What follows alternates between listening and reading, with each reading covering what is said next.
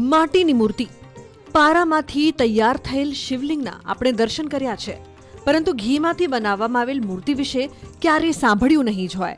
પરંતુ ઘીમાંથી શિવજીની મૂર્તિ એક ગુજરાતીએ તૈયાર કરી છે. ઊંઝા શહેરના વિસનગર રોડ પર આવેલ શ્રી કેવલેશ્વર મહાદેવ મંદિર સુવર્ણ જયંતિ મહોત્સવ નિમિત્તે મહારુદ્ર યજ્ઞ યોજવામાં આવ્યો હતો.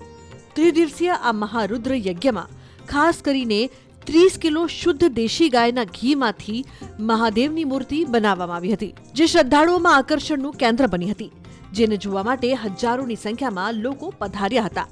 મહાદેવના દર્શન કરી ધન્ય બન્યા હતા. અહીંયા શિવજી ભગવાનની ગાયના ઘીની મૂર્તિ એક મૂકેલી છે. એ મૂર્તિના દર્શન લોકો કરી રહ્યા છે. આ ગાયના ઘીની મૂર્તિ આખા ઉત્તર ગુજરાતની અંદર પહેલી વખત શિવજીની જો મંદિરની અંદર પ્રતિષ્ઠા કરીને મૂર્તિ મૂકવામાં આવી હોય તો ગાયના ઘીની આખા ઉત્તર ગુજરાતની અંદર પહેલા નંબરની આ મૂર્તિ મૂકવામાં આવેલી છે. આ મૂર્તિ 9 દિવસ લોકોના દર્શન માટે અહીં મૂકવામાં આવશે. આ મૂર્તિને સાચવવા માટે મૂર્તિની આજુબાજુ બરફ મૂકવામાં આવ્યો છે. આ યજ્ઞની વાત કરવામાં આવે તો જ્યારે આ મંદિર ઘણું પ્રાચીન 150 વર્ષ જૂનું મંદિર છે અને આ મંદિર જ્યારે બનાવ્યું એના જીર્ણોદ્ધારના 50 વર્ષ પૂર્ણ થાય છે. એના અનુસંધાનની અંદર અમારા વિકાસ ટ્રસ્ટે આ મહારુદ્ર યજ્ઞનું આયોજન કરેલ છે.